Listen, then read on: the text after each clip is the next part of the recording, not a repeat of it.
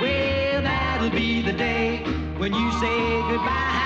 That'll be the day when you make me cry. You say you're gonna leave, you know it's a lie, 'cause that'll be the day when I die. It was a song by Harry Nilsson called 1941, and I heard this song, and my life in a sense was rather similar. I was born in 1941, my dad was away, so the story tells a story that was very familiar to me. And I saw Ray Connolly, who was a friend and a journalist at the Evening Standard, and I was telling him about it. He came over for a cup of tea, I was telling him about it, and he said, "Oh, it's a really intriguing idea." I said, "Well, why don't we try and do it as a movie? You know, because there's a lot of my life here." And then Ray talked about some various things that happened to him. His father was killed during the war. So we decided to write a kind of a semi-autobiographical piece, and that's really what did it. And exactly the same thing had happened to me earlier with the film Melody, where Alan Parker had written it. And again, same thing, we'd used our own experiences of school, our own experiences of leaving school, in my case, who's still my wife after 58 years, how I met her and how the jealousies at school that involved, you know, because you peel away from your best friend, and I peeled her away from her best friend, and that caused all sorts of dramas. So all of my early work, I think probably first 4 or 5, maybe 5 movies, were all related to semi-autobiographical, or, in case of Stardust, what might have happened. So if I hadn't, because I would love to have been a rock and roll star, if I hadn't taken the path I took into advertising, what might have happened if I'd bought a guitar instead of a tennis racket, for example? You know, and it's these very strange things that happen to you in your early teens that can determine the whole rest of your life. So that's where it came from, and we literally sat down and shared experiences. All that happened to me, and that happened to me, and I broke, you know, again, that business of busting up with your best friend, which obviously is much more traumatic than I realised. Ray had never written a script. I mean, so I had to take him through. I'd been through this experience a few years earlier, taking him through what it was to write a script, how you laid out the characters, how you've laid out the page, and we worked every morning. So he's still at the Standard, so he was moonlighting, and I used to go and see his pages every day, and it evolved. I think we didn't take that long. I think we wrote it over about 3 weeks, 3-4 weeks. How do you feel? Okay. You're not nervous? Oh. Well, this is the first big hurdle. Oh, I wish I'd had your opportunities. Just think. By October, you'll be at university. That'd be nice, wouldn't it, Dan? Yeah. That'll make him get his haircut when he gets there, all right. Look, Mum, I've been thinking. 3 years at university, that's a long time. Oh, I don't mind making a few sacrifices.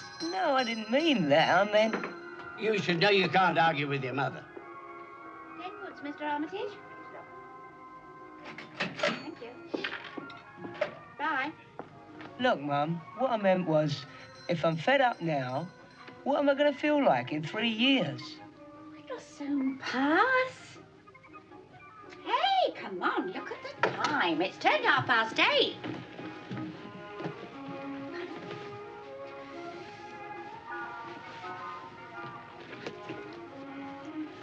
All the best then, love. You go and show 'em.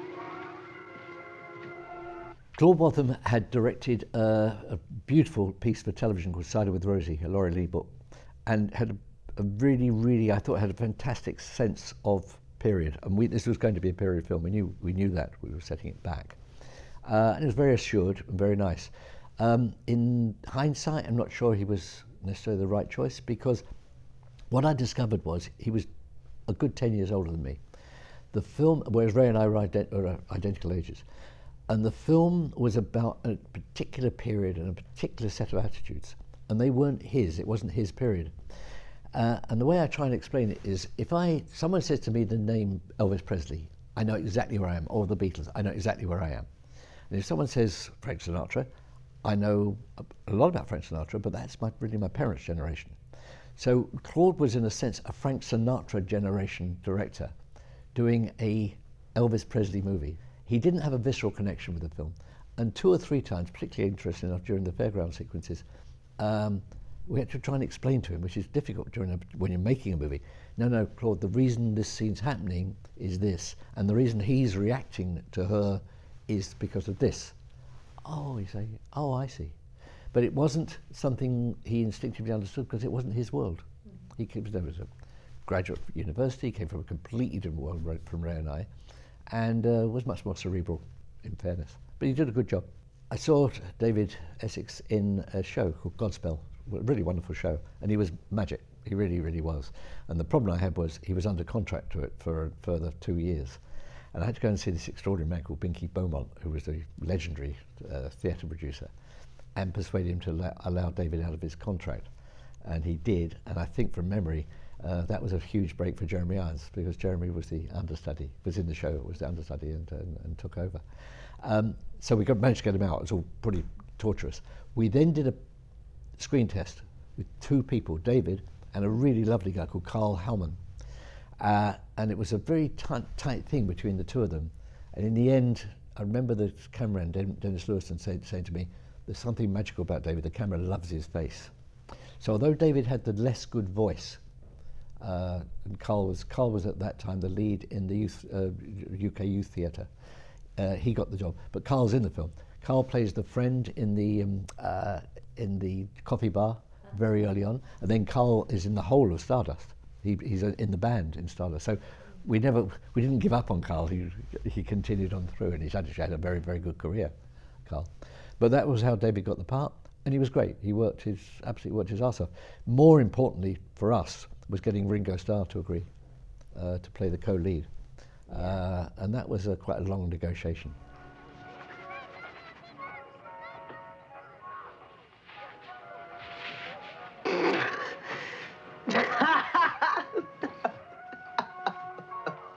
All right, smart ass, it's not that funny.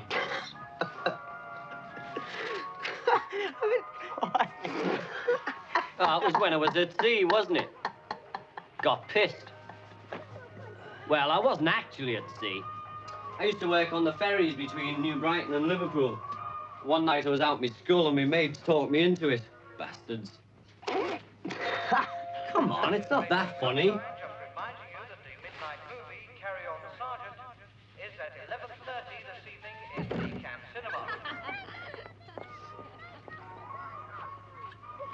I've been coming here for 5 seasons, you know. Yeah? Like a holiday to me. Well, after 10 months on the bloody road with the fair, you need a break.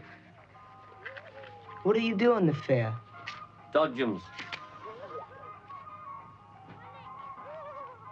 Good place for pulling the birds. Quick tickle, see if they go, and then round the back, get me end away. That reminds me. Let's go and order our slices for tonight. And then we wanted him to continue that part in Stardust, but he felt it was all too close to home. I remember having a conversation with him, and in the end he said, I don't want to do this. Keith was extraordinary.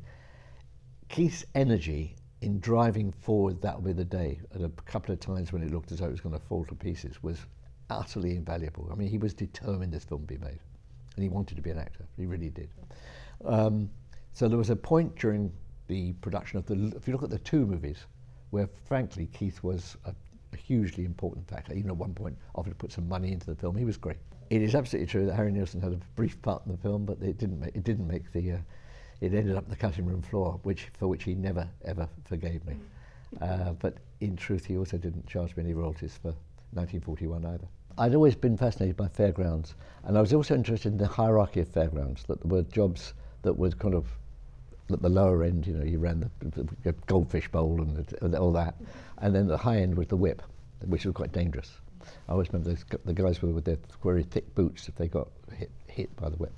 That interested me, but the whole idea of freedom, that if you cut loose from your family, and I always thought Rosemary Leach was actually rather wonderful in the film. You cut loose from your family, well, what do you do? In those days, there was a fair, every year was a big fair at Hampstead Heath, not far from where I lived. And I was very attracted to it. Well, somehow the fair represented freedom to me. And then I think Ringo Starr had worked on a ferry. He hadn't worked on in a fairground, but he at one point worked, I think, on a ferry, going back and forth. And that sort of sounded fairly quite glamorous in a way. I mean, weird to say it, but it did. Freedom. The fair is a metaphor for freedom.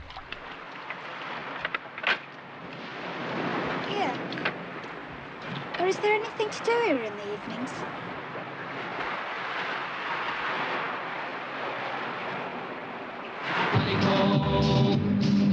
honeycomb. Well, it's a darn good life, and it's kind of funny how the Lord made the bee, and the bee made the honey, and the honeybee looking for home. And they call it a honeycomb, and they roam the world, and they gather it all around the honeycomb. Then the one sweet fall in the honeycomb from a million drips made my baby's lips so honeycomb. Oh, won't you be my baby? Well, a honeycomb be my home.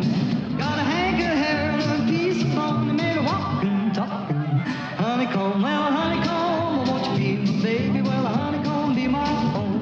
What a darn good life when you got a wife like a honeycomb.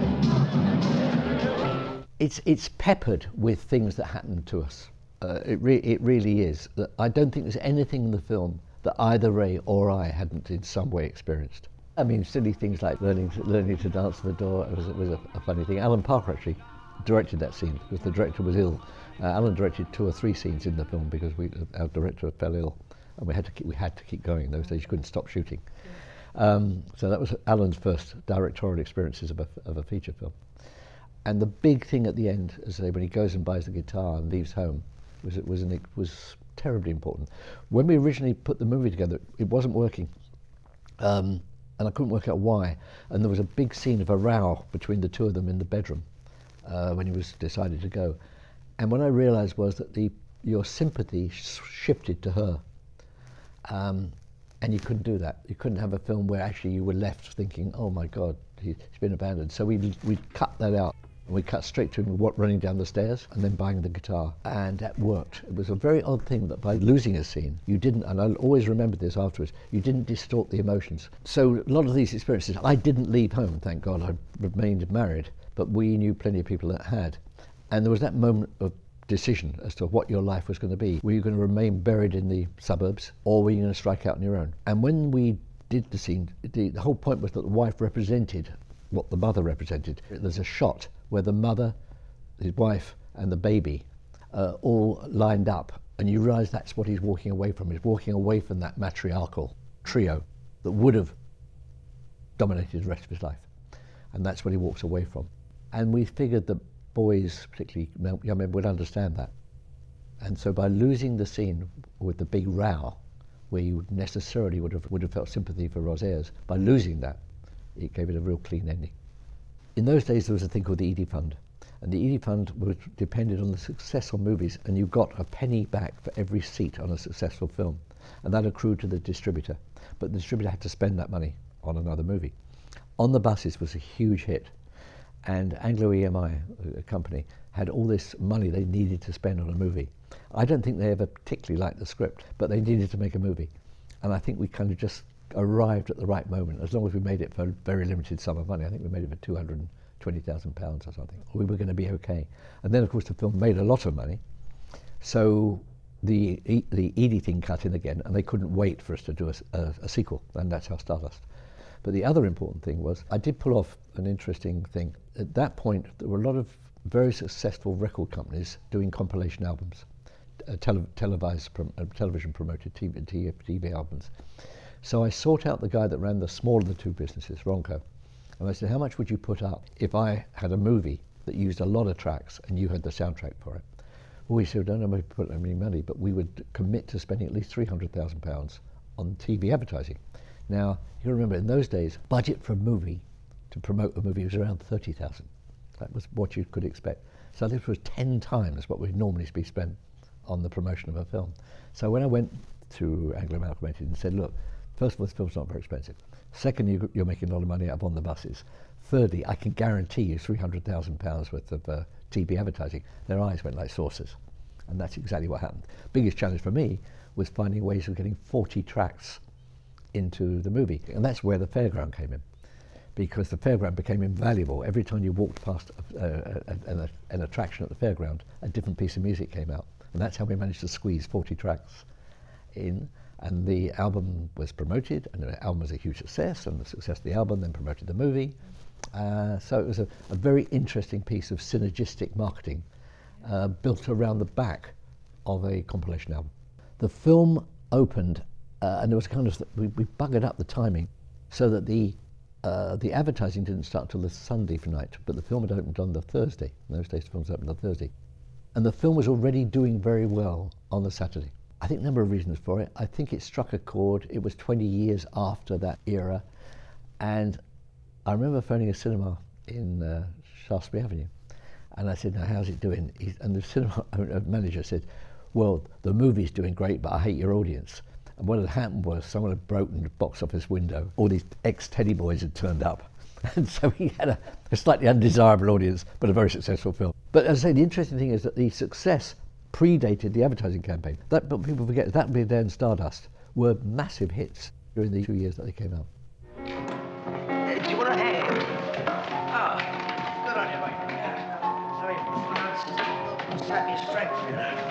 Down here? Yeah, that's fine.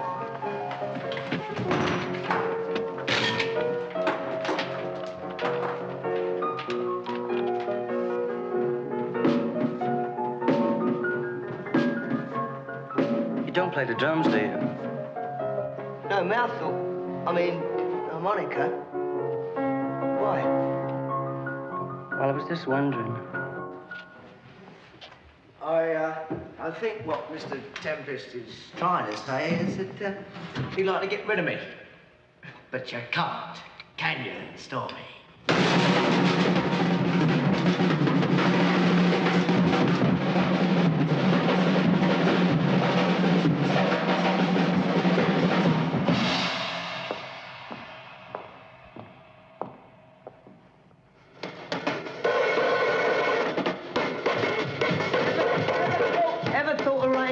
Songs? What? I mean, instead of always doing crummy Cliff Richard songs, you ever thought about writing your own? No, not really. I can't write. Anyway, you've got to be American to write rock and roll songs nowadays. Well, it's the words, isn't it? Words. I think people forget how really ridiculous at one point the film industry was. In one sense, it was protecting itself from the exploitation of the 30s and 40s. That I understand. But by the time the late 50s came around, 60s came around, it was kind of bonkers. And so filmmaking had become reduced to a kind of industrial practice. And I remember feeling, because I came out of advertising, I remember thinking, this is not sustainable, this can't work. And sure enough, it wasn't sustainable. And what I did was I joined the union, and I actually ended up being chairman of the producer-director section of the union, which was pretty hairy. But you know, if you've got a fighter, you might as well get to know them. And it was an interesting era. I'm much more aware of the inadequacies of That Will Be the Day. I just wish we'd had a bit more money. You know, it was we were doing something very interesting, and we were always up against it in terms of we could never quite do what we wanted to do. There wasn't enough money for that, wasn't enough money for that, wasn't enough money for that. And in a sense, I'm very, very fond of That Will Be the Day. First of all, it starts with a shot of my son, so that's quite nice. So I've got a huge affection for it because what we put together with the money we had was sort of remarkable. There's a nice story worth telling here. My dad came back from the war when I was 4.5. I had never really met him. He had been back, but when I was tiny because my sister was born, but I'd never really met him. But I knew him from photographs of being sent, my mother talking about him, and he was this heroic figure from photographs. And we knew he was coming back. My mother took me to the front door to meet him. He must have called from the station or something, maybe. And I stood in a dressing gown at the front door. My dad walks up the street. And my mother says, go and meet your dad. Go, run down to your father. And I did. I remembered it really vividly. So the film opens with me recreating, and we wrote and recreated that scene, okay? Even down to the dressing gown. It's the same dressing gown, and it's my son playing me, okay? So it's really kind of emotional thing, but I didn't tell my mum and dad. So we get to the premiere, and I'm sitting behind them at the premiere, and I can't wait for them to see this scene. So the scene plays that, and there's a little report, and I say, do you remember that? My mum says, no. I said, really? I don't remember that at all. And it's absolutely incredible. I remember this absolutely vividly. From the age of 4.5, my parents had no memory of my dad coming home that night. Woken up in time to meet your daddy, have you, Jimmy? You'll be here soon. I'll bet he can't wait to see you. You're the one he always asks about. Mary, he's here. Come on, love. Where's your flag? Here.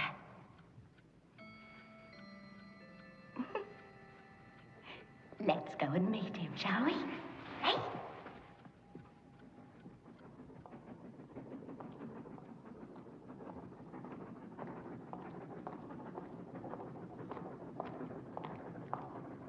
Go on now. You run and meet your daddy. Hey?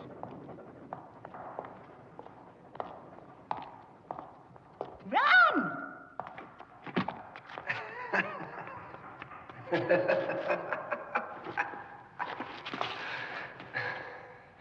And here's me thinking you'd still be a baby.